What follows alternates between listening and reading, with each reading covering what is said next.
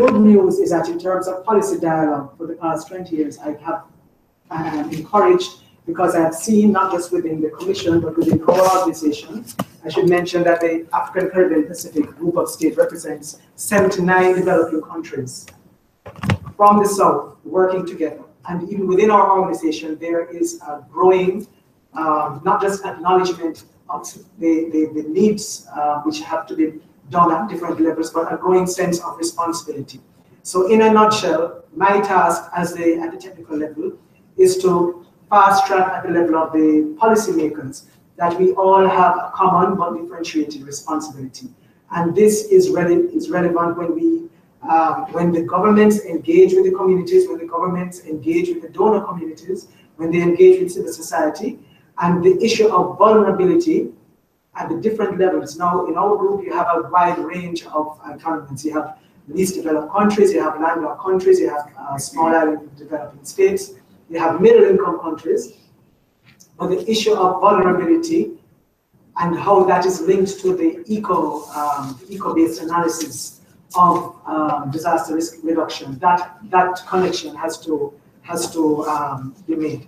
Now, when you look at, in terms of the recent EU strategic approach to resilience, that is why from the policy level, the ACP group is encouraged, because a lot of the reference that is being made to that you need to look at data, you need to look at frequency and likelihood of recurring disasters, the whole importance of underlying risks assessment, and how do these assessments feed in to not just the post-disaster needs assessment that we do in collaboration with our regional organizations and international organizations, but what next? What do we do once these assessments are made? And how can we fine-tune this and inform early warning mechanisms? And it's one thing to improve early warning mechanisms and the capacity, because we have done that.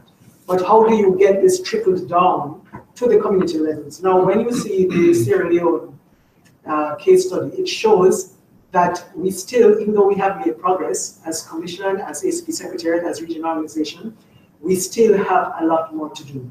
Because a lot of the communities still were not aware that when you have this deforestation and the unplanned urban houses and the unplanned settlements, that they were not aware that the floods, the heavy rains were coming. They were not aware of evacuation points. And of course, the result is a catastrophic one.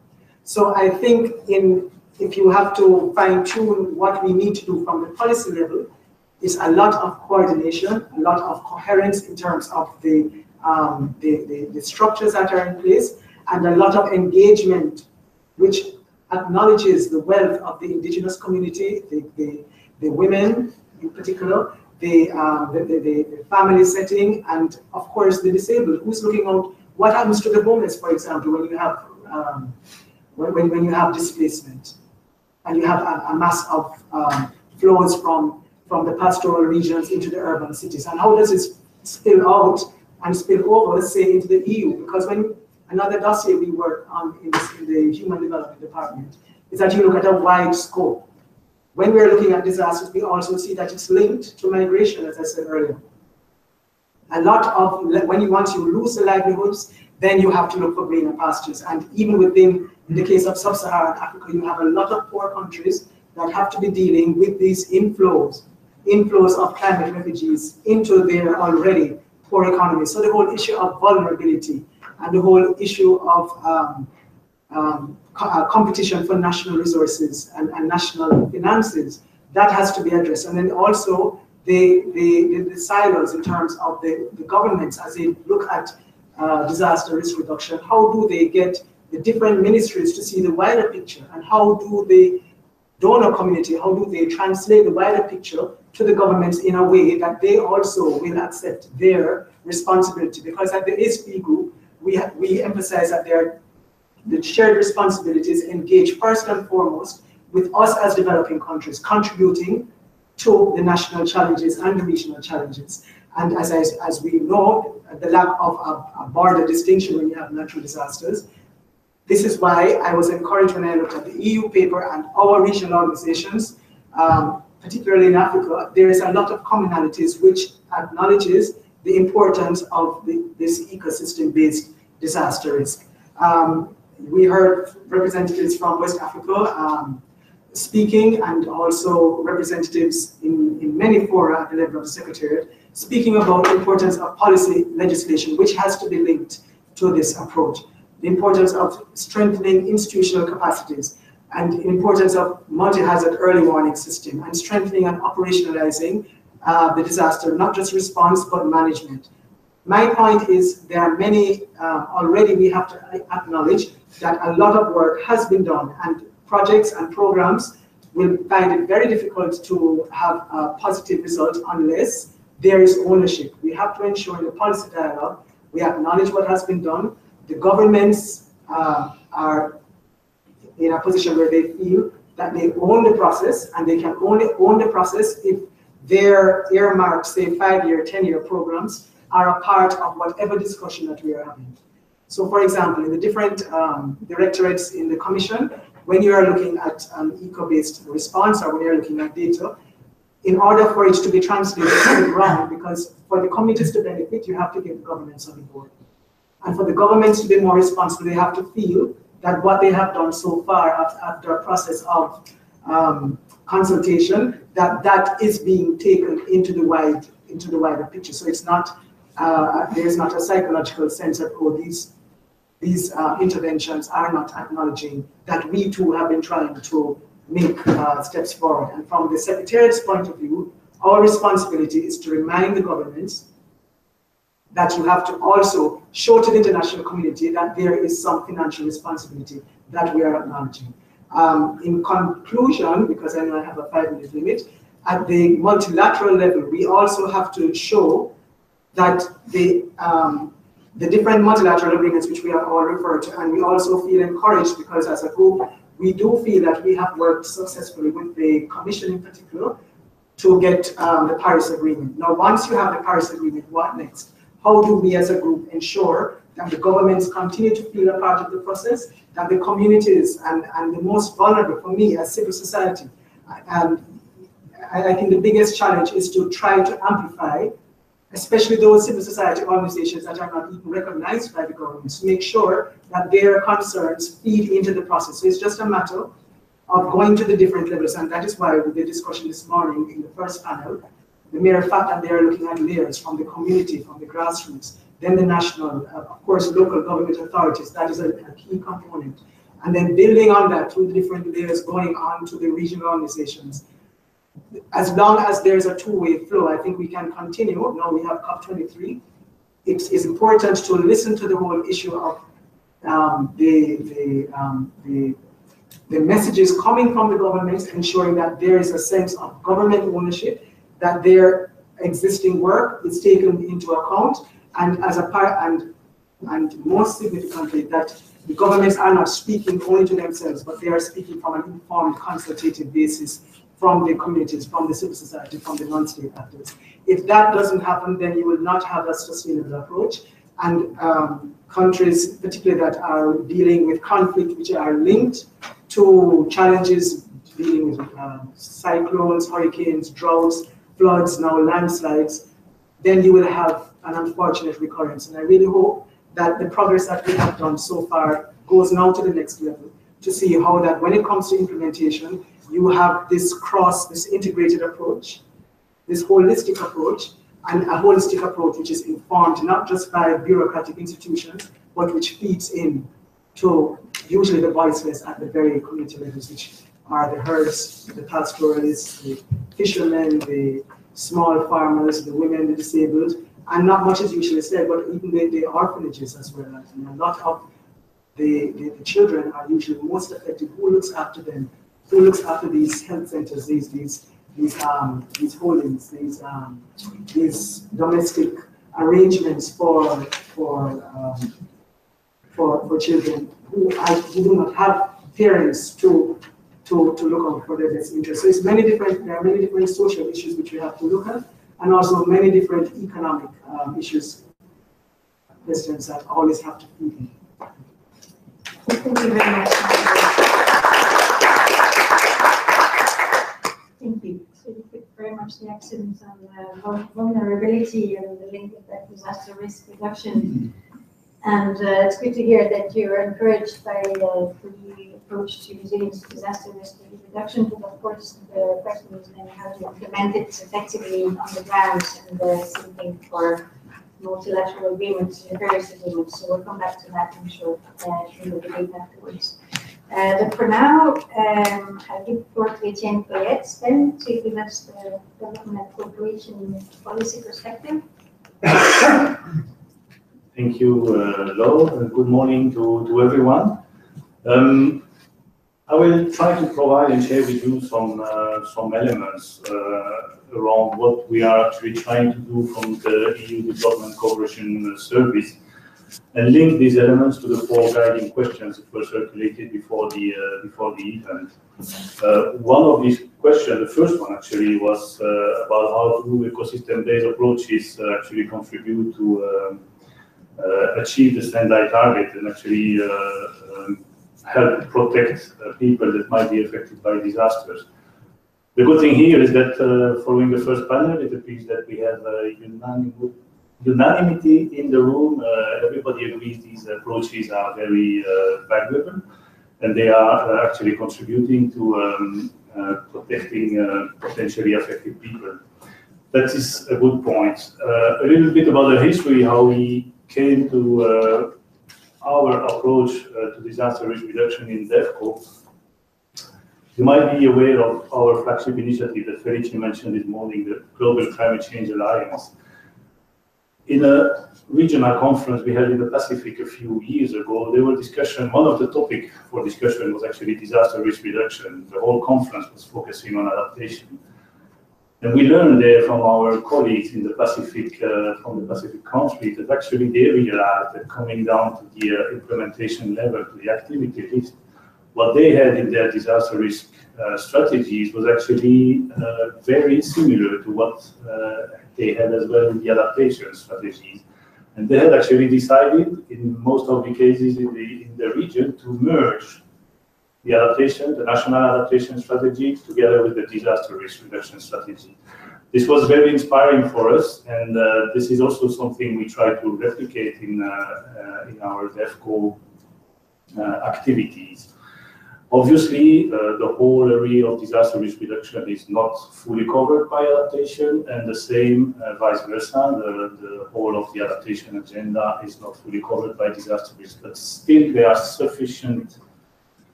level of commonalities that confirm and push us to continue working in this direction. Another element, DEVCO mandate is actually focusing on the least developed countries and also on the small island developing states. In many cases, in the most in the poorer part of the populations, these are the groups which rely most on ecosystem services for their livelihoods. One of our objectives is improve livelihoods. Similarly, if we look from an adaptation or a risk point of view, these groups of population are also the ones that are potentially most affected by disaster or by climate change. And therefore, for us, it's only common sense to continue and promote the approaches based on ecosystem services and working with nature to actually achieve our objectives. One of the other questions was also referring to the scaling up. This is indeed one of the challenges we are facing. When the whole international agenda for climate action is starting to take form and get support more and more, the GCCA was actually working a lot with the national governments to integrate the climate dimension into the national systems, budgeting, planning, accounting, etc. Now that we have reached a certain level of awareness to climate change, to adaptation, to disaster risk reduction, we now see the need to make sure that this is going to be percolating to the other levels in the country. And the challenge we are facing is that being here in Brussels and managing these funding instruments in development cooperation, we sometimes, unfortunately, feel very far from the reality of what people are facing in their communities. So we've tried to set up some kind of mechanism. We don't have the possibility to manage from these small local scale projects. We try to set up some mechanism that allow us to actually make sure these available resources can reach the most vulnerable and the community level. On the one hand, we work through our delegation. One of the solutions is to organize the local call for proposals that are open to the local actors, civil society organizations, but also community-based organizations in the country. We also try to look at other systems where we can actually support the local authorities with performance-based grants that are provided to the local authorities on the implementation of their local strategies and planning.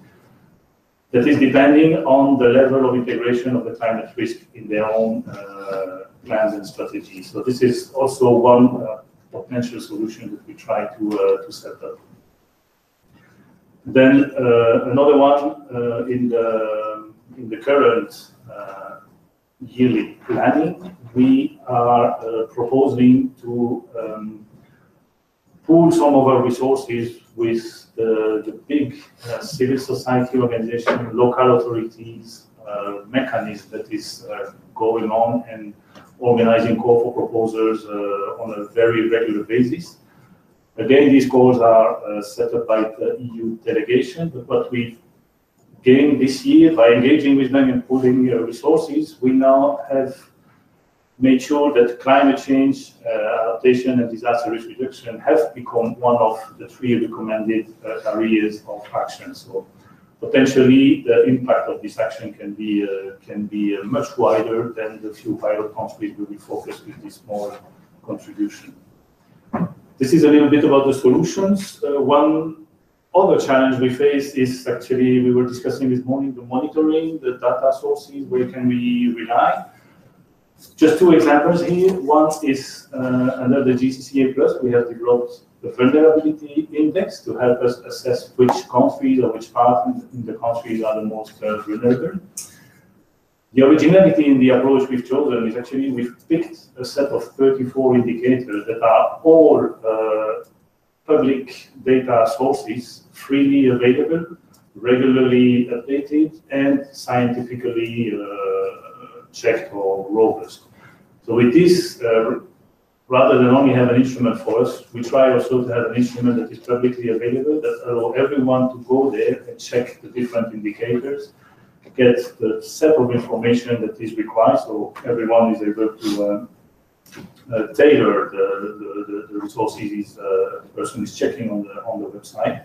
That is one thing. The other thing, the other project, for example, we work with UN ISDR in a previous annual action plan, precisely on that aspect of building the data sources, making sure they are known, and making sure that they are also shared and used in order for the decision makers to make these well-informed decisions, integrating the risk and the adaptation dimension.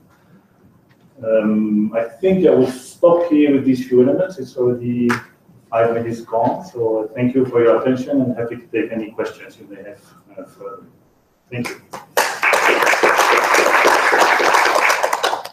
Thank you, Etienne, and I'm sure we'll indeed come back to this and how to make the funding most effective and reaching, how do we make the funding most effective and reaching the different levels. I think that was a very interesting aspect of your intervention.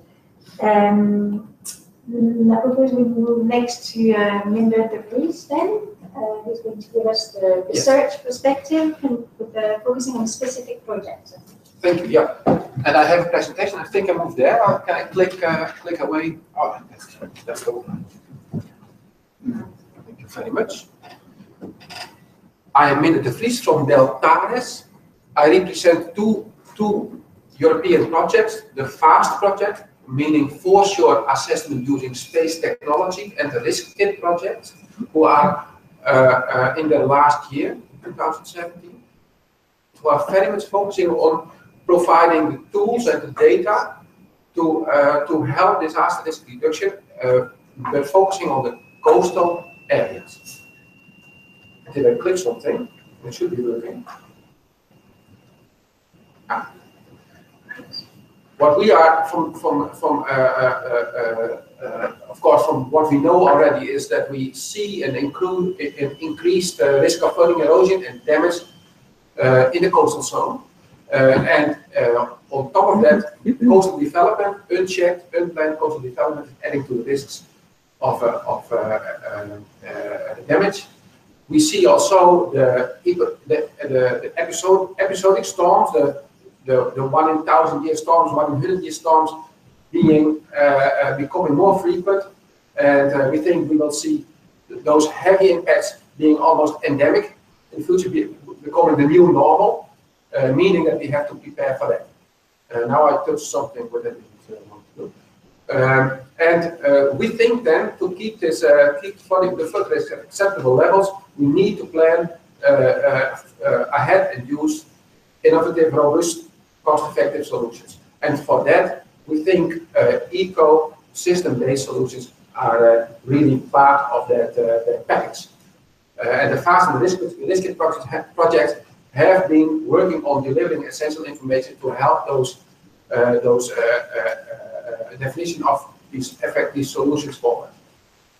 The FAST project is very much using satellite information, using the Sentinel information. Today there is a new one being launched, number 5. We are using Sentinel-1 and Sentinel-2 data to map the status of wetlands of the foreshores, to define to quantify the contribution of wetlands to coastal flood risk. The Risk Kit project is more on the management side and utilizing that kind of information to provide information in the disaster management side. It has an impact database, what has already happened and what impacts have happened at certain storm events. It has a risk assessment framework. For every coast that you study, you can get a map of where the risks are, highest risks are situated in those coasts. It gives you a management guide on how to do this process. It gives you a tool, we call it a hotspot tool, to really zoom in on high-risk coasts and do planning there. And it gives you a multi-criteria assessment tool to choose what kind of solutions are most effective. We combine these Risk Kit and FAST projects in such a fashion that the remote sensing delivers parameters of the coastal zone. For instance, on the right-hand side of this picture, the biomass and the intertidal elevation of any place. You can see here a dark green and a light green. The light green is almost not visible, but that's because in the winter there is almost no biomass on a European coastline. And on the left-hand side, you can see how we integrate this information to a complete view of how a coast under the storm surge is experiencing a certain flood hazard risk. What we think is important to take home from this meeting is that we develop everything, because it's European projects and it's very much in line of the Delta's and Dutch approach at this moment. We developed everything in open source and open data. These data are downloadable and are connected to any software package that managers, coast managers use to do this work. We have been collecting worldwide sources of open data, and we are continuously adding new Sentinel imagery to update coastal status. We are now able to zoom in much further than we were able before, to almost 10-meter resolution from the Sentinels. That gives us a high resolution, quick assessment tool. And as longer as we have these databases, these imagery, the more information we have on trends in the coast. We already can look back with Landsat, of course, 30, 40 years ago, but that's a lower resolution, gives us very good information, but we can now really move to the engineering sort of requirements of going to eco-engineering flood risk reduction solutions.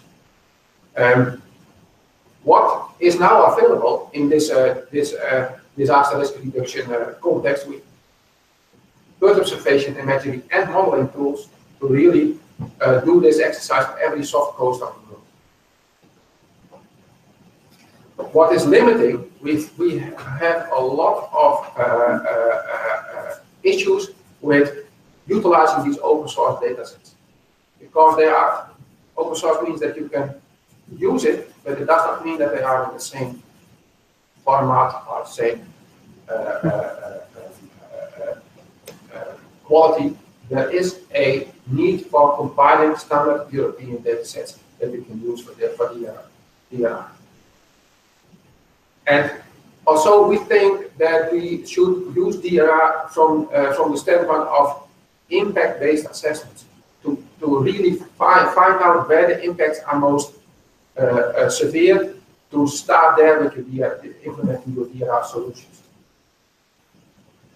And last but not least, if you look to larger stretches of coast, you will need combinations of DRR measures.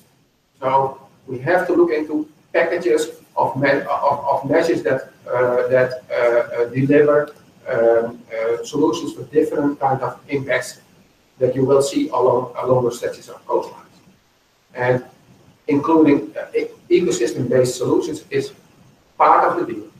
In the Netherlands, we have these discussions all the time. We are now really moving forward in nature-based solutions. I could say you could see the route for the river as a large nature-based solution. You could see the management of the Dutch sandy coast as a large nature-based solution. The sand engine being one of the newest upscaling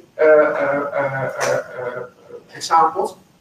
But always there is this optimization of these solutions in the larger scale of the coast, meaning that sometimes traditional engineering solutions will be part of that complete package.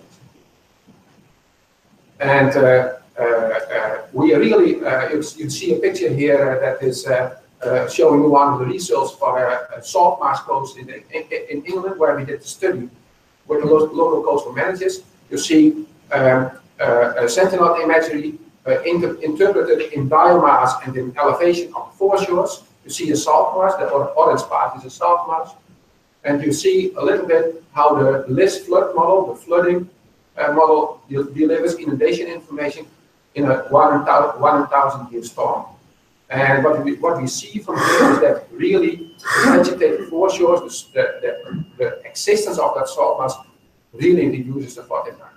And that is based on our scientific understanding of the processes that are going on. It's based on the field data that we have used to ground truth our observation information. But we really see that ecosystem-based solutions are effective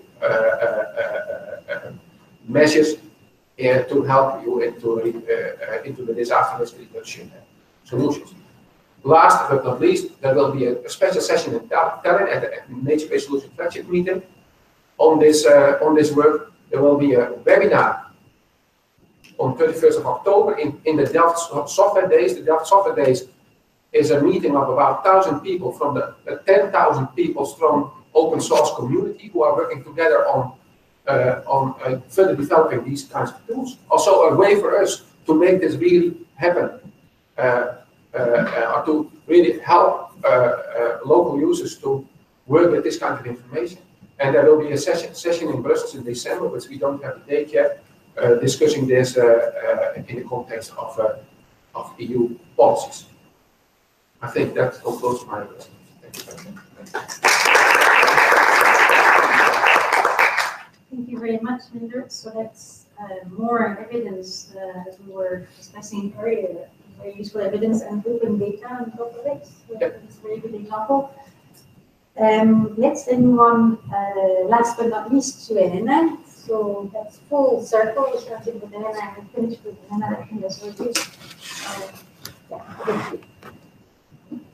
Thank you very much, Laura. I will probably start with an apology to all colleagues who came from third countries, because my presentation will be a very inward-looking European one to show what we are doing.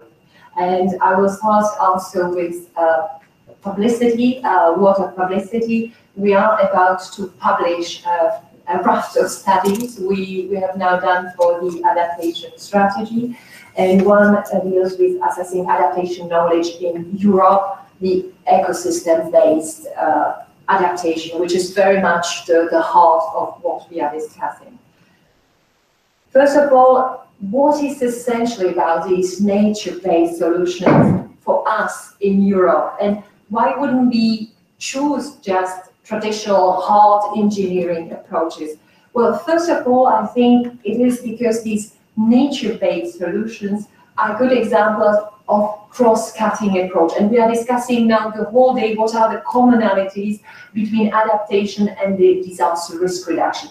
Let me give you at least my take on it. They are very similar. You have few conceptual differences when it comes, for instance, to earthquakes. Adaptation doesn't deal with earthquakes, with a simple explanation, because earthquakes are, for the time being, not a result of climate change. Second, adaptation is a bit more a long-term exercise, but there I would say that the boundary is getting a little bit more blurred, because with the focus also on disaster risk reduction, we are getting into a long-term preparedness also on the disaster side.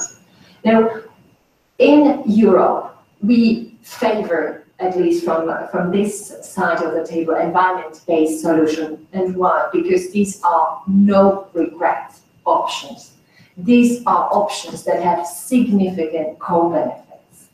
We have funded through LIFE instrument that I hope you know, if not, you should know. It's one of our most successful instruments in the environment and climate policies already for 25 years. We have funded, for instance, a project in Rotterdam, so-called urban roofs. It's not about classical green roofs. It is about multifunctional roofs that can address the urban heat island effect, support biodiversity, water storage, energy generation, or social use. So they are really multi-use. Third, nature-based solution can be much cheaper. As we used to say, environment is economy, stupid. There is a good project that is an example of it in Copenhagen, Denmark. The so-called cloudburst project, which is concerned with the storage and transfer of water during very heavy rains. If we would go for a pure drainage, sewer drainage system, this would imply net losses for finance. But since we have the promoters have combined it with green infrastructure to slow and store stormwater, it brings net benefits. Fourth, nature-based solutions do push communities to work together.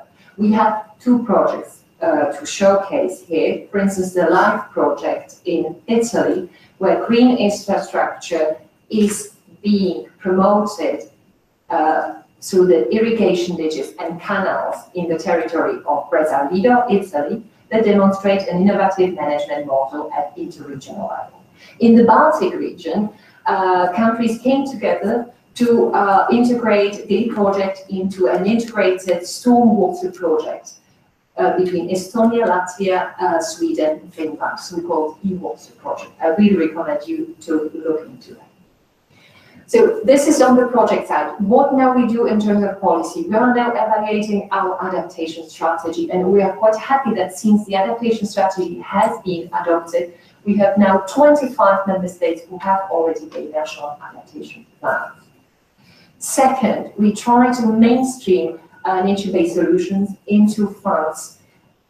Our main anchor and source of funding for adaptation are the cohesion funds and structural funds, where 115 billion have been given both to climate change mitigation and adaptation. We have also set up with the European Investment Fund the so-called Natural Capital Financial Facility. It made a relatively it had a relatively slower start, but it's picking up, and I think the financing sector starts to understand what's the concept of adaptation projects, which are much smaller in scale, but much bigger in terms of impact than they are used to. We also engage with local and regional actors. If you don't know, then you should start knowing the very successful initiative we have, the Covenant of Mayors for Climate and Energy, that actually also encourages cities to adopt green solutions. I was very happy to listen to your presentation on research projects. We also try in research to get as much understanding as we can about the nature-based solutions.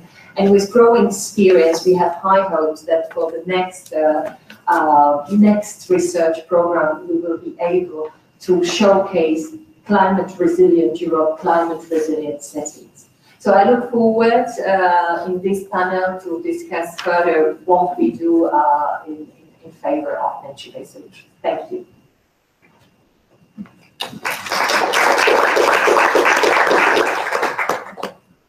Thank you very much, Elena, also for giving us examples of the different uses of EU funds for the climate adaptation objectives, and mainstreaming these objectives and climate adaptation, but also ecosystem restoration, disaster risk reduction. That's all actually mainstreaming much of the time within the EU budget, but also, of course, in national level. So we have also come back to that. Let me then maybe come back to each of you with more specific questions, building up also on the previous discussion. So the main question, the first and the main question is indeed how we scale up all these good examples, and lots of the time we have anecdotal evidence, but how do we make this more strategic and more integrated to scale it up? It's a key question. We heard earlier, it's about scaling up the local experiences, but it's also about how we implement the global agreements. Make sure that when we go forward with implementing the Paris Agreement, which translates into complete ecosystem-based approaches on the ground. So, yeah, how do we, from the bottom up and from the top down, make sure that we do end up with scaling this up in a more strategic level? So maybe let's start with Elena, based on what you just said about climate adaptation policy and how to implement the Paris Agreement. Thank you very much. Just to say that adaptation has not been a known concept a few years ago, and I think it grew in terms of importance more and more, because the next in line that comes is loss and damage. And this is exactly what we need to avoid. In terms of the projects, we have been over these few years working with the cohesion funds, and we have built mostly the capacity so that member states can actually adopt their national adaptation strategies, etc. Now, in the next period, we would like really to focus on the pipeline of projects, to have good projects that are replicable, and there what we need is to intervene at the level of design of the project. There is no silver bullet in terms of whether adaptation needs absolutely grants or not. I have seen very interesting projects that can be a result of public funding, public-private partnership, or even really just private funding. For instance, the Danish Cloudburst project is a project where Denmark is using water charges to finance this project. It can be sensitive, I acknowledge, in certain countries, but there is no solution as to the source of funding for adaptation projects. Thank you, Elena. So you already mentioned funding and the pipeline of projects. Let's maybe continue along these lines with Etienne. You already mentioned how you were looking at specific mechanisms to make sure that funding was targeting the right levels. But how do we make sure that, you know, that what we are doing is also connected with disaster risk reduction funding, with life funding, or we're just talking for specifically ecosystem restoration? I mean, that's a real challenge, isn't it? How do we do this in practice? Very good question indeed. Well, that's what we are actually trying to do now, linking the global and the local level. I explained some of the mechanisms that we are kind of testing. Some are working already for a number of years, some other are rather new. For example, in the case of these performance-based grants for local authorities plans. This is something we very much look with a lot of interest, because potentially this type of mechanism may also be recognized and approved by the Green Climate Fund. So this is work in progress, but if we manage to achieve this, this would be a major step forward to actually help local authorities to access climate finance, and there is quite a lot of resources available over there, but it's also a challenge for the local actors to access this finance. Linking the global and the local level, as I explained, we've worked also quite a lot at the level of the government, the plans, the strategies, integrating these Rio conventions, also the Sendai framework, promoting the integration of these elements into the national sustainable development strategies. It's a bit the mainstreaming of the integration work we carry out here at EU level that is also transposed or translated at the national level in our partner countries. That is one element. For this, we also need to convince the stakeholders, and therefore all kind of evidence is really helpful. But again, as Elena was saying, it's also about economics. And as long as we can have this kind of economic data and financial information about the value of the ecosystems or the natural capital and this type of innovative approaches to account for this type of wealth, it's usually helpful, but it's not something that is still that is already common. So there's still a lot of efforts, I would think, to continue at that level. And then finally, what we are managing in our small unit are the specific climate-related or DRR-related or environment-related funding, what we call in our jargon the thematic funding. But a big part of our efforts is also to integrate these important elements into the other sectors of development cooperation. For example, in the energy sector or in the agriculture sector, there are many entry points and many linkages with the DRR, the climate or the environment agenda. This is work in progress. We have good results so far. There's still a lot that needs to be done, and this is an essential part, I would say, of the work that is ongoing. And for example, reaching this objective, we have for the 20% of the budget that needs to be climate relevant or doubling of the biodiversity expenses in development cooperation. We have set up this kind of mainstreaming tools and guidelines and a specific facility with expertise available, etc. What we are currently discussing is how we can also integrate in that context the disaster risk reduction elements. And if we manage to do that, then we will have also much more information on what we are doing on disaster risk reduction and how much we are spending. It was said earlier this morning, we are still not able to actually assess correctly how much is spent on disaster risk reduction.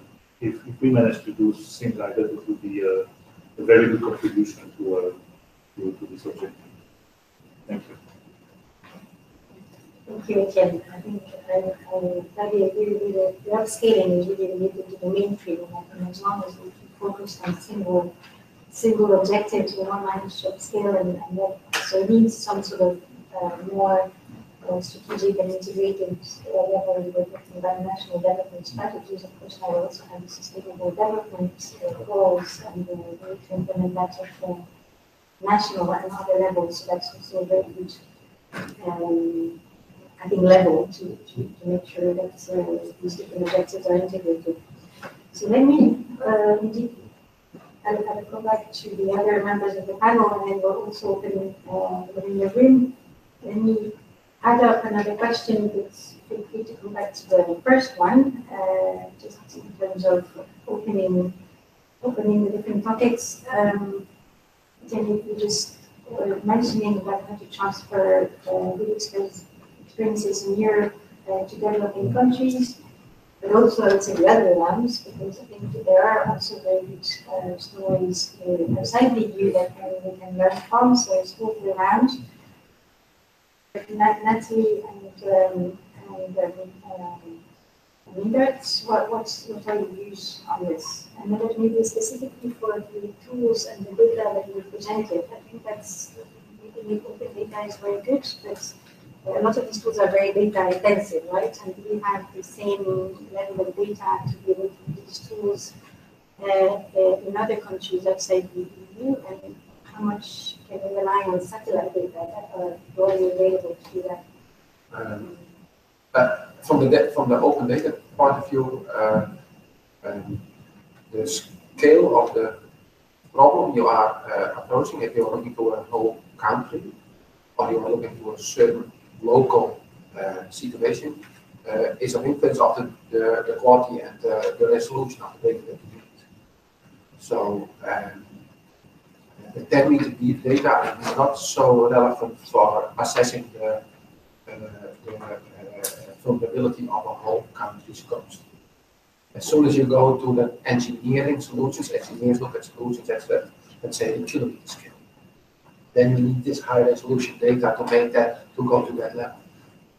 But what we see as a bottleneck at this moment is in getting this information and the understanding of what you can do with this information to the engineering community. So we think there is also a challenge in coming from, let's say, the bottom of the information layers to the upscaling to utilization in the engineering and managing communities. I think there we have a challenge also from the perspective of Deltares as a foundation in the Netherlands that is in its mission wants to share its state-of-the-art knowledge. We are very much working towards that goal, involving engineers, involving communities to start working with this kind of information. And that also is, I think, a crucial part of getting making the next step of having open source data to using open source data. And another line in the same reasoning is we are already having large-scale ecosystem-based solutions. For instance, again, in the Netherlands, we have the Room for the River project or the Sand Engine project. Large-scale, hundreds of million scale solutions that are using completely natural measures to reduce flood risk impact. And how to make, I think our challenge now is how to utilize that, our understanding of how these solutions work, and developing the analogs of those solutions for other ecosystems. We are really challenged for doing that, because it's easy to tell a story that works for the Netherlands or that works for Europe, but if you move to the SIDS and the small islands, it's a completely different system where processes can be compatible, but you have different ecosystems, different species to work with, different scales to work with, and that's, I think, where the challenge from the engineering community or even the ecosystem solutions community. I call myself an eco-engineer. I'm from the biological side. Is I think what we need to focus. Thank you very much. So Natalie, you've been very much you-centered in the reactions so far. But I think it's very important to have your perspective. And is there anything we can learn maybe from what's going on in the rest of the world? Okay, thank you. And as moderator, I'm very happy that you've asked that question, how to transfer good experience, because we have been talking from the perspective of the ACP since 1990 about two issues, vulnerability and resilience. And those who have been in the institutions for a long time will remember, particularly from the SIPS perspectives, there have been a lot of discussion of hurricanes, how it affects the economies, how the different sectors, the banana, the sugar, the rum, the tourism, how vulnerable these countries are and their aspiration for resilience. Then we came on to the next decade, from 2001 up to this current day. I think, especially now that it's the International Day for Disaster Reduction, from the perspective of the group, we are encouraged because we have seen that as countries from the South, we have been able to enter into this exchange and also broaden the debate. When we started the discussions, particularly with the Commission at the time, early 2000, this is before the tsunami, there was more focus mainly on humanitarian aid. And I remember the Caribbean ambassadors, they had a very energetic approach going through the corridors of the Commission, saying that humanitarian relief is important, but we need a much more wider scope. We have to start managing disasters. And once in 2005, we had the Seed Capital Fund, and that is when we tried to use what existed. You heard Etienne earlier speaking about the good examples from the Pacific region. That also could be parallel with the Caribbean because, but the Pacific in particular, I always refer to them as our best case scenario for being the first to merge the DRM and the climate change nexus. In the Caribbean, they realized that this also made a lot of sense and they really pushed for this holistic approach. Now in 2017, we are no longer speaking about humanitarian assistance, and it's no longer a debate as to whether or not we have disaster or risk management approach. It is given. So the next step shows that it comes to the whole issue of coherence. So I think the South, our countries, 79 countries, we do have a lot of experience to transfer. We have seen the benefits. We have seen it has also served to create a lot of almost acts as a unifying source within the institutions, between the bureaucratic silos, both in the Commission and also within our group. So that we're very proud of. Now, the next thing is, your question is how do we scale up? Now, there are many different levels. We mentioned the data, and as I say, the promotion of the ownership to acknowledge the data which exists at the national levels and the regional levels. Now, when you're talking about ecosystem-based, we just have to look at the proposals which we receive. There are the 5-year work programs that we have the Secretary, which we share with the Commission. They are consistently talking about using existing data. How do you have this to improve legislation? How do you have this to guide the strengthening of institutional capacities? How do they further improve the multi-hazard warning system? How do they strengthen urban resilience? And this is true for our 6 regions. So the information is there. And as I said, once these governments psychologically are aware that their input so far feed into other data, then they become a part of a holistic process, and that promotes ownership. Ownership promotes better communication, and at the bottom of the day, you have a more systematic trickle-down whereby the communities are a part of the process. That's another thing which we at the Secretariat tried to initiate. We developed this guideline and this eligibility criteria of a working method for the civil society organizations. So now, even at the national levels, we created, this was from 2001, 2002 at the Secretariat. We created this eligibility criteria so that you have, when you have national programs, when you have local call for proposals, we have a structure whereby the governments work with the delegations, and the delegations work with civil society organizations to have a more systematic way of planning the activities. So that is also something which we are happy with and which we have shared, and it's now standing work practice. The other thing too is how can we at multilateral level ensure that coordination takes place, and this is also a part of this built on the scale-up strategic approach. All of our 79 countries are a part of the Sendai Agreement, And also, as I said, with the activities that we have been able to articulate in conjunction with the Commission, we got the Paris Agreement coming out of COP21. And as we go into COP23, again, it comes back to this whole issue of ownership. The ACP group, they also want to be a part of the process. So in terms of coordination, they are looking at issues such as observer status at the IPCC. They want to ensure that the different climate change priorities that are looked at by the IPCC nominating author panels, that they take into account the views that the ACP group have. The group also wants to be a part of the consultative mechanisms of the technical bodies, so that's what we're working towards. We have a global voice. We want this to be heard when we're talking about issues related to climate change, and of course, blue economy. We know that you can look at the islands. Are you looking at them as small islands, or are you looking at them as part of a wider blue economy and all of the implications that imply? And of course, in another issue that the group has been articulating for is that they want to have regional spokespersons to participate and actively follow up any decisions that have been taken at the technical level as well as in Greece, at the level of the UNFCCC intersessional meetings. So we have a vision as to what we want to do at the multilateral level, and at the technical level in terms of human development, the Secretary works to sensitize the importance of consultations with the community level. And in terms of concrete financial allocation, we have to look, as I say, in the layered approach, whereby the governments accept that there is a common and differentiated responsibility, whereby we earmark funds for this DRM climate change nexus at the national levels and at the regional levels, but importantly for us, at the ACP levels. And why is this inter-ACP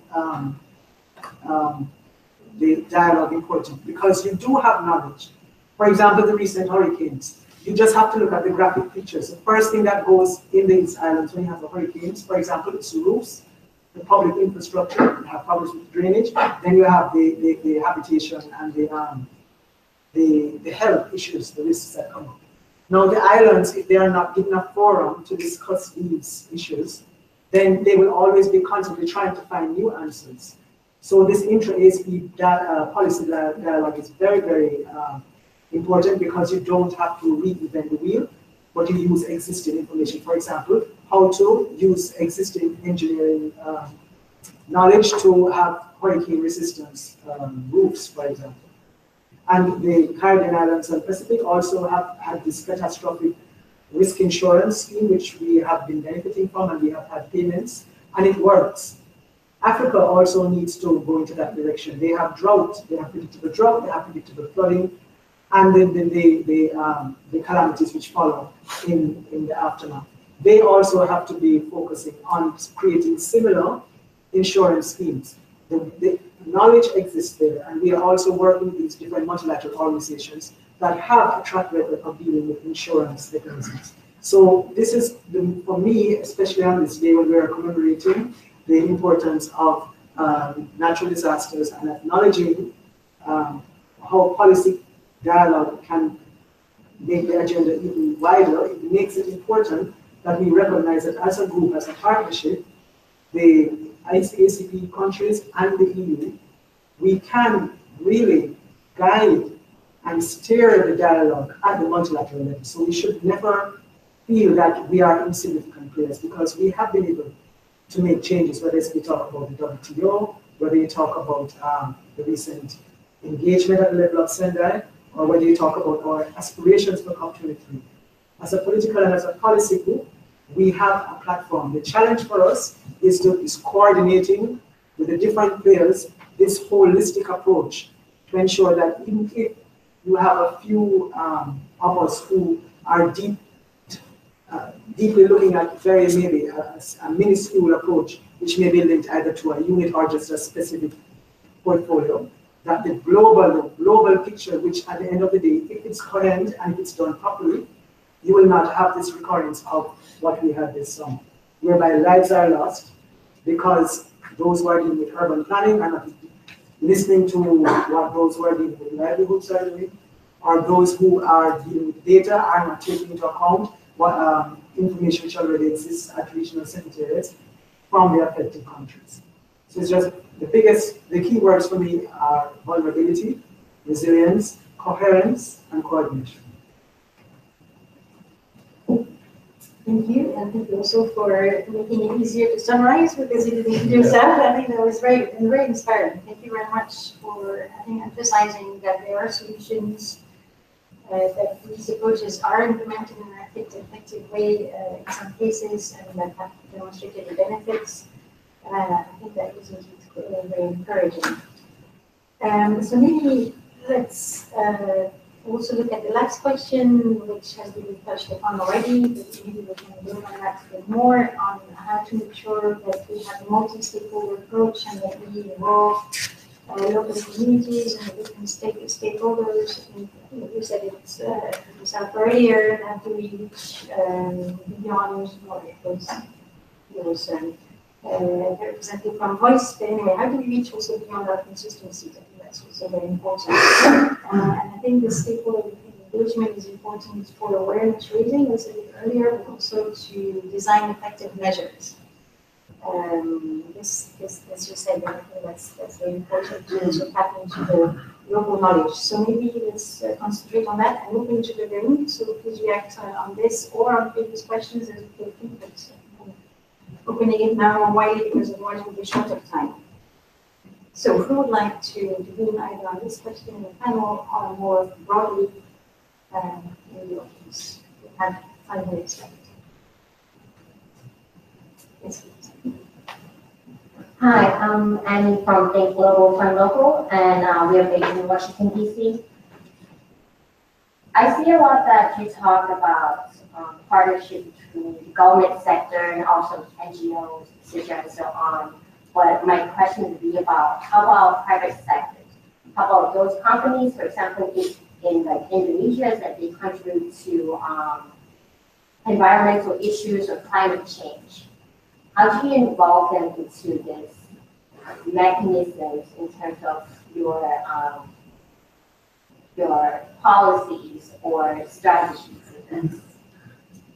And as well, because also I feel like, I think this private sectors in these underdeveloping countries, they also contribute like they've been issuing to the ground reality, and including the small businesses as well. Thank you. So that's getting back to the panel. Who would like to tonight? There were some elements already relevant mentioned, but let's go back. What we try to do in Europe is to talk to our private sector and industry, and there are many instances when we do so in our reach out. From the adaptation side, and the key words are vulnerability, risk assessments, capacity to enhance. It's really our, let's say, main addressee is the insurance company and of course investors. Insurance, why? Because they have to price their risks, and according how they price their risks, they can give a signal to the market that a certain investment is a healthy one or it's not a healthy one. We are now in the process of preparing the review of the adaptation strategy. And we work also very much within the Commission with colleagues involved in the sustainable finance stream, because this is very much linked. It's not only about insurance, but it's also about the investments, about investments in green bonds. And I think the process looks rather well. On the side of the, for instance, as I mentioned, we have the natural capital financial facility. There also, I think the private sector starts to understand that it needs to be committed. There are gains to be made when they engage into projects or processes. But to your question, how we go about it, it's really, we have structured stakeholder processes in the Commission. And of course, anybody who wants to discuss from the private sector, we are always open to in terms of discussing, etc. Thank you, Anna. Matthew, would you want to add this? Maybe one additional view from development cooperation. We have been developing in DevCo specific mechanism over the last years. Investment facilities, blending mechanism, where the idea is actually to use a small amount of grant public finance in new financing schemes that would seek to mobilize or facilitate the mobilization of additional resources towards our objectives. And so far, this has been done mainly with international development banks, but obviously the private sector is the next target group. And by doing this, we try to set up guidelines and recommendations, etc., that would allow the private sector to integrate these elements into their own operations. Obviously, from the DevCo, we only manage this public grant money. We do not have neither the mandate nor the capacity to intervene into other countries' context to set up specific guidelines or legislation, etc. If requested, we can support this type of processes in the countries, but it's still very much something that depends on the country context. What we can do at our level is promote the use of these international guidelines that are agreed, and that's what we try to do. And I would also recognize easily that there's still a lot of work to be done at that level. Thank you, Etienne. Looking at the time, I think we might have to. Given the time, we might have to release our interpreter colleagues. Thank you very much for helping us with the day. But I think we can also carry on without interpretation. Natalie, do you want to? And then we'll take another question from the floor. Yes, I'm happy for that question about private sector, because it's a good example to show how engagement at the multilateral level can even help to ignite the fire at the national level. With some of our implementing partners, we have been having discussions within the framework of building back better, public-private partnerships, and engaging with the more, you could say, risk-taking private sector to get them more interested with development projects. Now, because we are involved in different consultative groups or different platforms where we have exchanges with the donor community, our national governments are a part of this process. So it makes it more aware, of the rationale. They learn more of the insurance schemes which are working in other regions, and it helps them to reflect as to how can this be trickled down, and at the national level you have it being a part of the whole national framework. I do agree, we still have a lot more work to do. The whole possibility of exploring these public-private alliances, which is there on the radar. Now, in the Caribbean group, in the Pacific and in Africa, the private sector, of course, are comparatively weak, if you say, compare them to the scope in the more developed economies, but they are there. And they do have micro schemes projects, and of course, even they are vulnerable to certain risks as well. So it's just a matter of getting the private sector communities together, national and multilateral, and see how with time they can become more ambitious and more open to taking risks, and also to share the benefits of the value added when you do invest in an insurance scheme, that there are indeed payouts, returns that one can expect, which will help the communities and the government themselves. Sure. In the Netherlands, we see in our nature-based solutions that are implemented a lot of cooperation and public partnerships between government and private parties. Also in the contracts, there is innovations needed to keep these private parties on board. We are now moving to build, maintain, build finance will maintain contracts. What is interesting there is that we see that nature-based solutions are very dynamic, more than building a dike. Some stuff is happening in time, erosion, accretion, and this gives also for private partners new aspects that they have to factor in their contracts, and therefore we see that there is a challenge, and it is working out now in new innovations in how we contract out in the Netherlands in these public-private partnerships, how to keep these private partners on board. And in the same time, there is a lot of cooperation going on, for instance, in what we call the eco-shape foundations, where we develop pre-competitive knowledge on how we build building with nature solutions. And there is also there a lot of incentives from private partners, private parties to really make some progress. And I think a lot of the, for instance, the sand engine is one of the children of these active involvement of private parties into implementing nature-based solutions. Thank you very much. And then let's take another question, and then I think we need to move to the keynote speech if you want to have time to hear it. Yes. Hi, this is Gustavo Rato from the West Coast EU office. I'm going to insist on private sector. The question is, how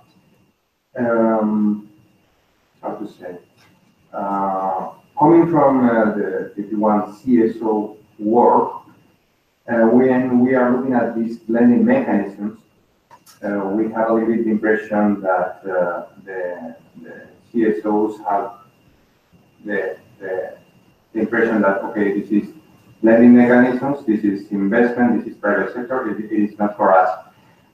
And probably from the side of the private sector, they have a little bit the impression that, okay, we are good at selling our services and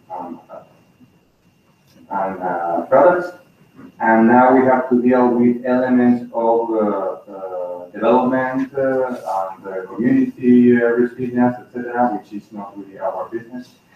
So I see that there is, let's say, two worlds that to a certain extent separate.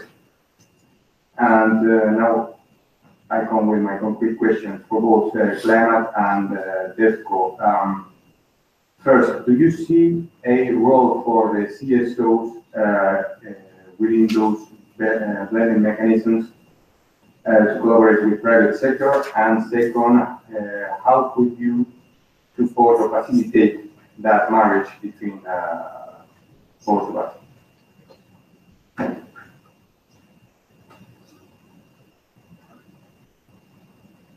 Thank you for that question.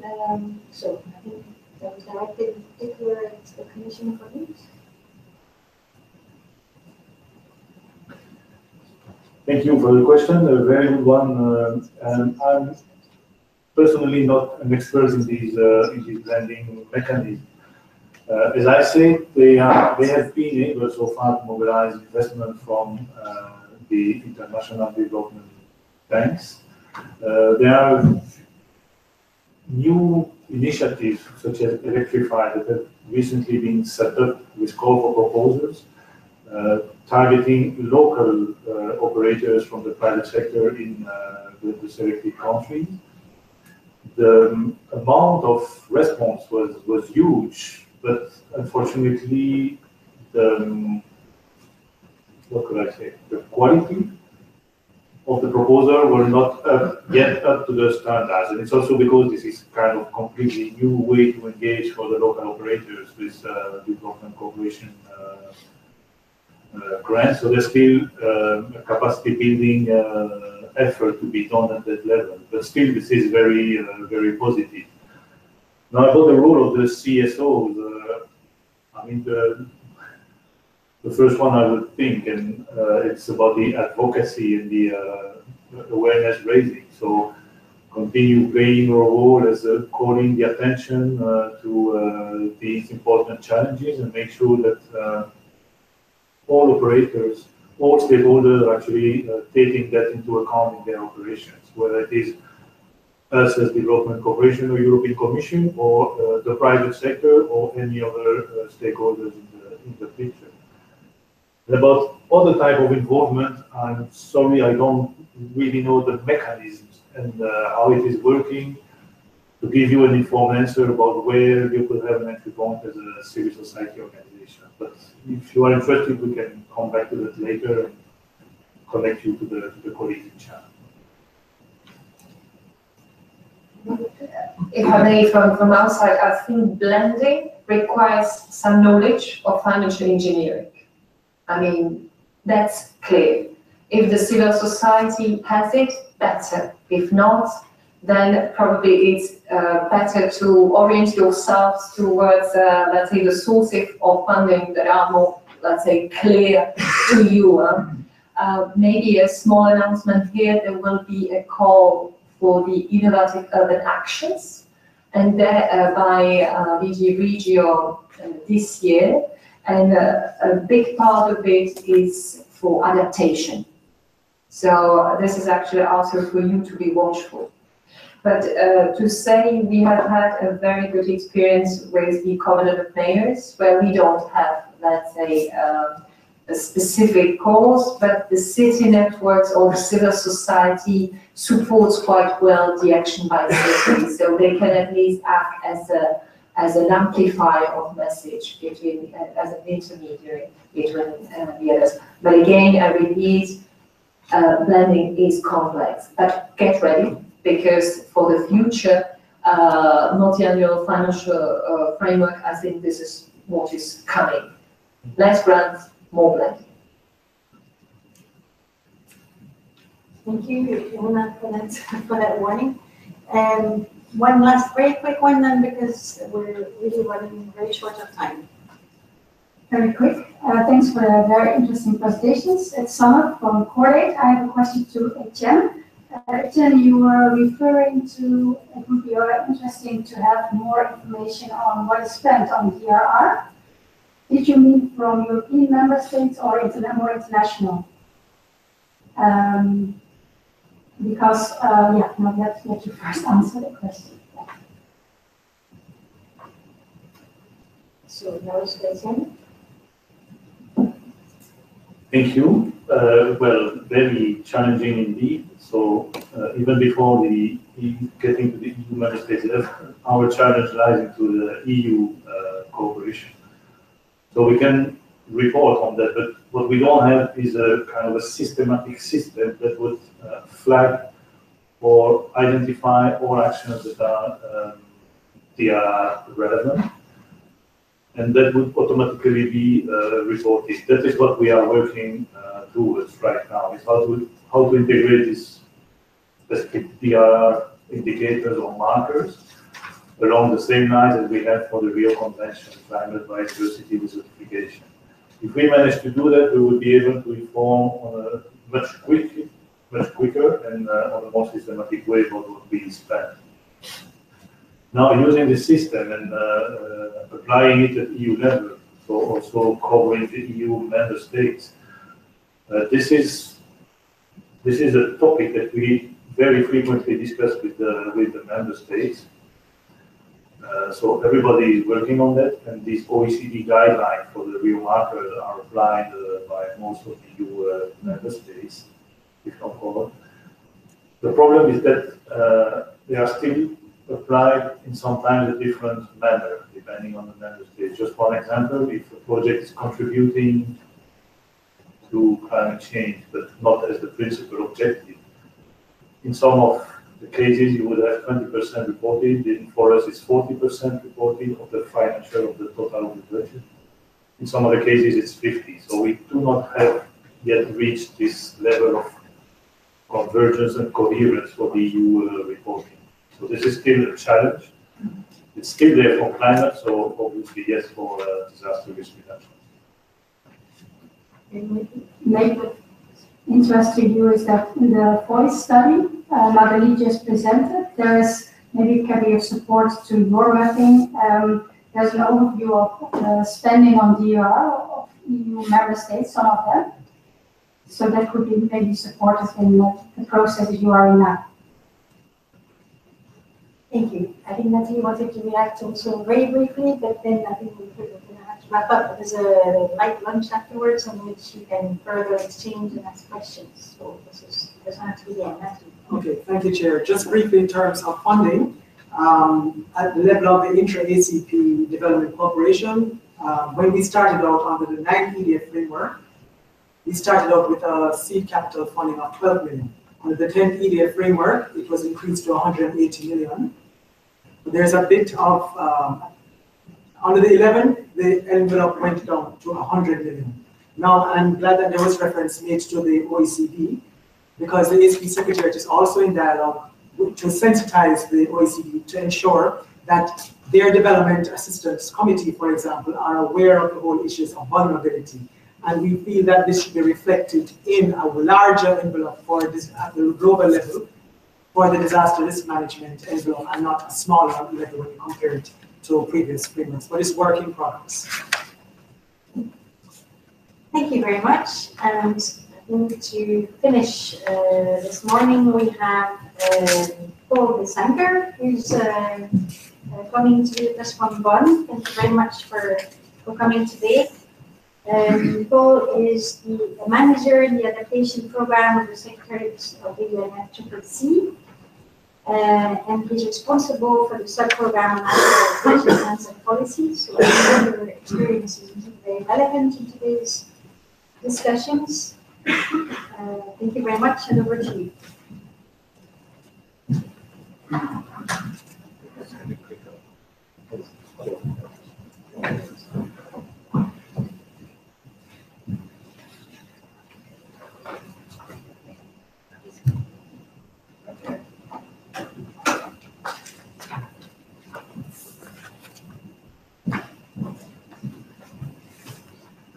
Thank you very much to Wetlands and you and so forth for organizing this very interesting session this morning. As anybody in my position would say at this point, that most of the good points have been mentioned and discussed, but I'll try and summarize from the perspective of the UNFCCC some of the takeaway messages and perhaps some challenges that you could help us address. We support mostly the least developed countries, but also other developing countries in preparing and developing plans for adaptation through mainly the national adaptation plans, but also before that there was a program called the NAPAs, the National Adaptation Permanent Action. So we're basically just designed to help the least developed countries address their urgent and immediate needs. So that's the context in terms of where we're coming from in supporting adaptation. But I wanted to start off and say that the topic was about upscaling or scaling up of ecosystem-based adaptation. But there are multiple dimensions to this scaling up. And the first one I wanted to talk about is perhaps this continuum from the coping or sort of the individual actions that people take just to cope in the immediate term, to the more planned adaptation that perhaps would be part of the national adaptation planning process. And then the next sequence in that continuum would be how to then deal with the things you can't address with adaptation through contingency measures, mostly through insurance and so forth. Then after that, of course, after the events happen, there are the losses that we must deal with. So there's this continuum that countries are addressing in terms of dealing with climate change, from simple coping, plan adaptation to losses and so forth. In the political world, of course, there's the concept of losses and damage, which is a different story that I'll not get into. But this is more from a practical point of view, but there is that continuum. And countries are grappling with how do they optimize where they put their resources. Do they put their resources into adaptation to plan and then be better able to cope? Or do they, how much do they leave out in terms of what don't they address?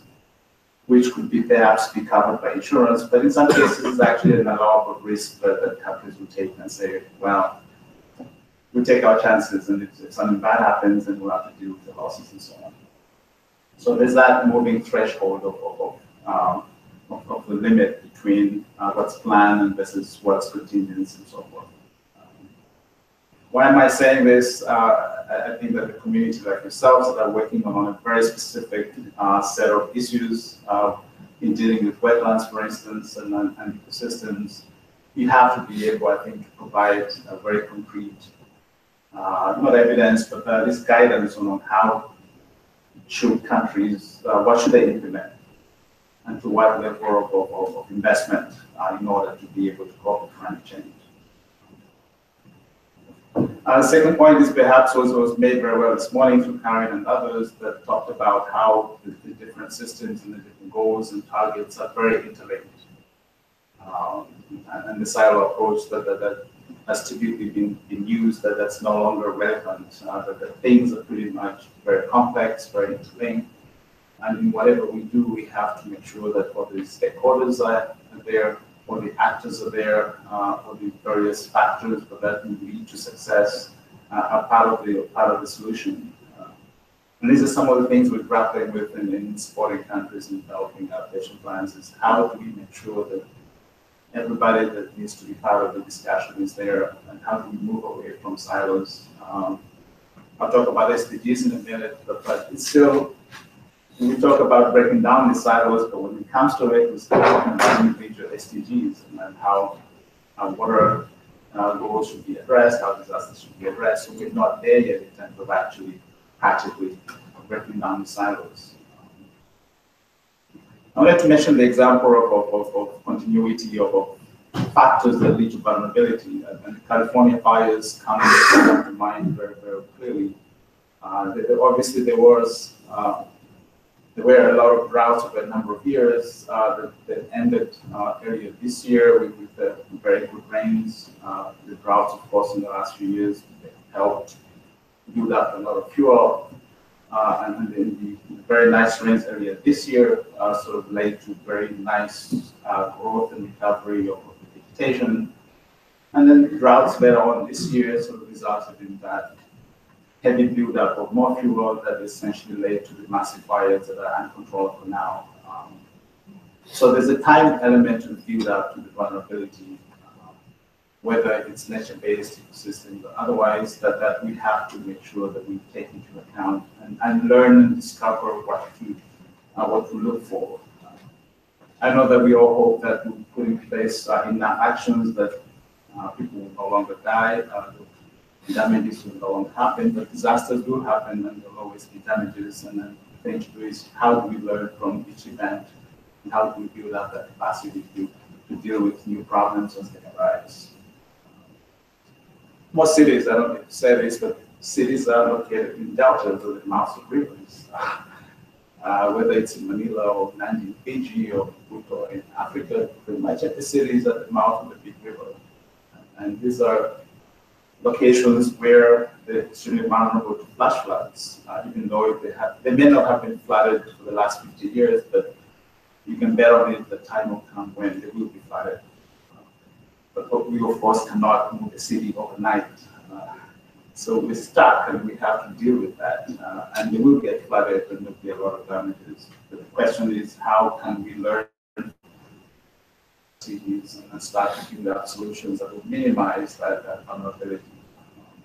A lot of cities are investing a lot of money in Nandi, Fiji, for instance, and starting to work with different solutions to try to manage the massive flow of water from different tributaries, to try and slow down the flow of water, at least to allow people to be able to escape when a flood is coming. I don't know if there are a lot of new cities that are being built that take this into account, but I think for most of the world, we have to deal with flash floods, especially in areas that are very congested, the population is very high, most of the business economy of the country resides there. So these are massive issues that countries are trying to grapple with and see how can we cope and be better with. So the challenges is I suppose, when I'll say at the end, is how do we build in the knowledge and the science that governs most of these systems in order to guide the actions. We heard about the talk from the Netherlands where they're actually using concrete data and concrete science about how the system operates and responds in order to guide decisions. a lot of this needs to happen, I think, especially in the developing world, where that data and that knowledge does not exist. And most of the actions tend to be sort of gut feelings about what's good and what's useful. But we do need to get to a point where we can justify interventions based on verifiable data. So under the convention, it's another element of the scaling up. I mean, over the last 15 or so years, we've gradually moved from just learning about mobility, increasing the knowledge base, developing methodologies and so forth, to a point where under the Paris Agreement, essentially most of the the instruments are now in place. The funding is in place, the technical approaches are in place in order to help countries design adaptation plans and implement them. So we're now funding through the DCF, for instance, was created 5 years ago, 7 years ago. Countries are starting to access that funding. And now the challenge is, do countries know what to do in terms of what are the most effective interventions that they can implement? Can they access the money? Can they absorb it? And so on. We're talking about the private sector, civil society groups, and so forth. Are the measures in place to allow them to engage at the national level?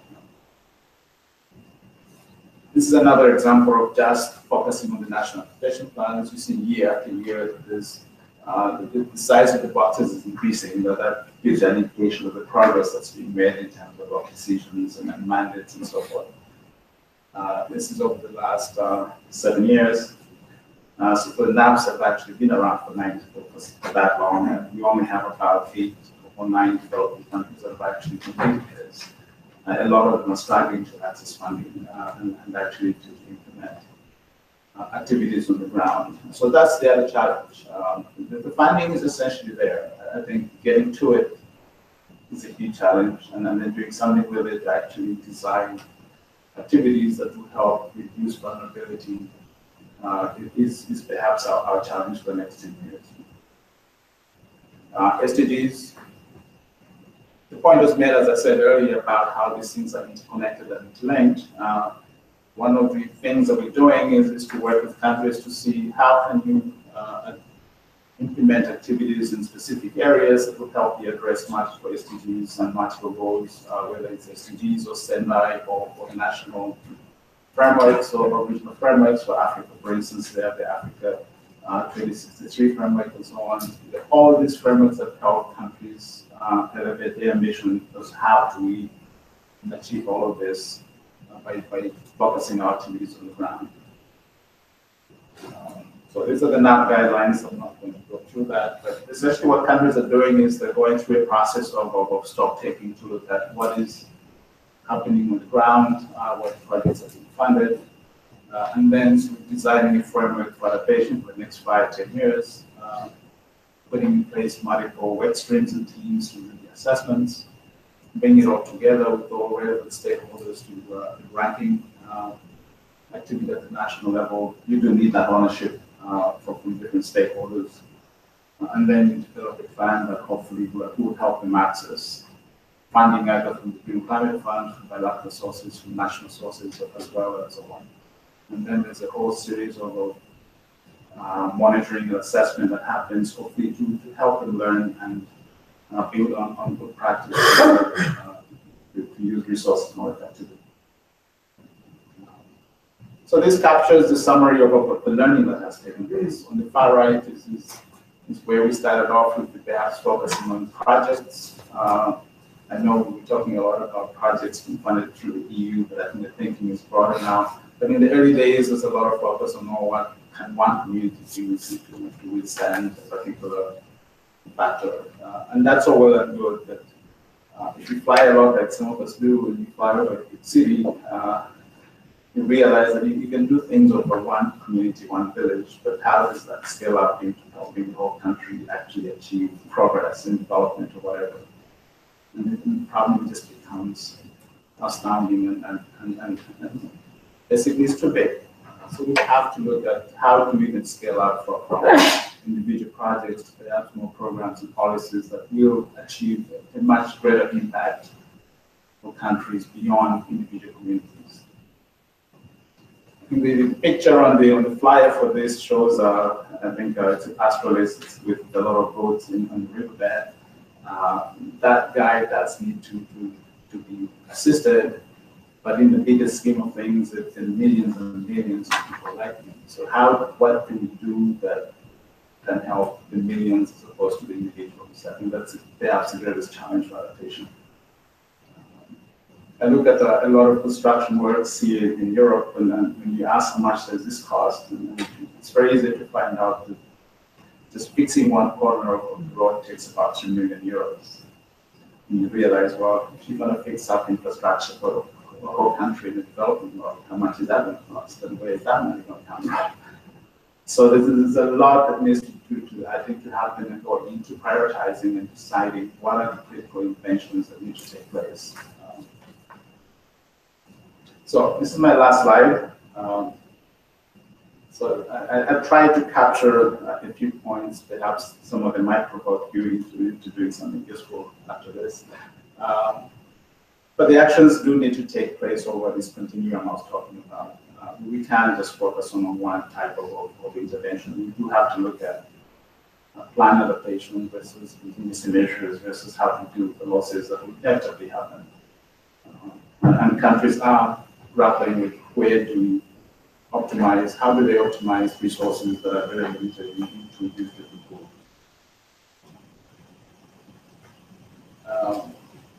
And scaled up investments are needed, but I think there is a large number of funding sources. The challenge is how to optimize where to go for that. Each one to track, because it does take a lot of effort to access funding, but also on what to do with it. What are the most effective interventions that will lead to quantifiable and concrete benefits? I think that's perhaps where most of the work needs to happen, is to guide countries what should they do for a particular system, whether it's an ecosystem or a city or a water system or production or whatever. What is it that they can do that will give them the greatest benefit? So the role of science is quite important, I think, especially for ecosystems. I think amongst the different systems that we deal with, the systems are perhaps the most studied and most concrete in terms of our understanding of how they function.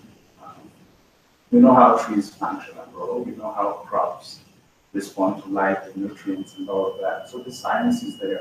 We do need to capitalize and use that in order to guide interventions. New solutions should be tested. We're now seeing a lot of progress being made to look at all these massive amounts of water in floods. How can we now utilize it? Floods come in a matter of days, especially in deserts and so forth, places that have very limited access to water.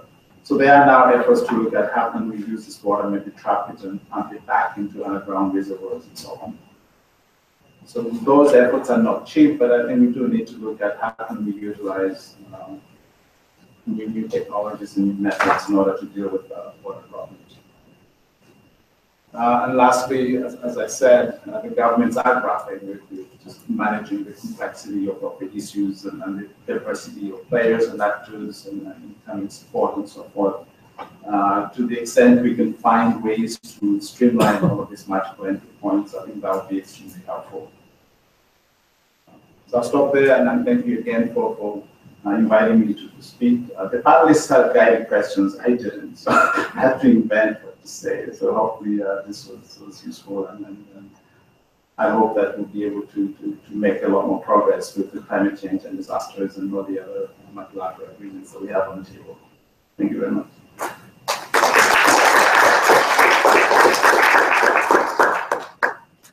Thank you very much, Paul, for sharing your thoughts and experience. I think that was very enlightening. And I'm sure there are lots of questions, but we're really running out of time. So I hope you can stay for lunch so that people can ask their questions directly.